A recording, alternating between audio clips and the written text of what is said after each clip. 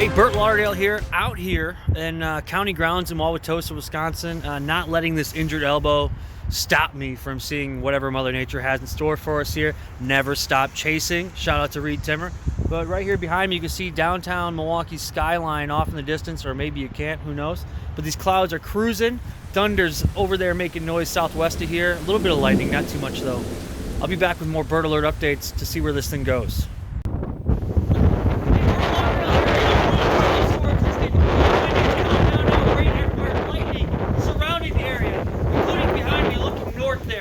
I'm in Wauwatosa reporting, whether you like it or not, injured or not, with a Bert Alert update. Hey, Bert Lauderdale currently in the car, trying to dry off, got completely soaked. There's some lightning. What a beauty today. Be safe, folks, and be weather aware, because Mother Nature doesn't care. Bert Lauderdale here reporting, whether you like it or not.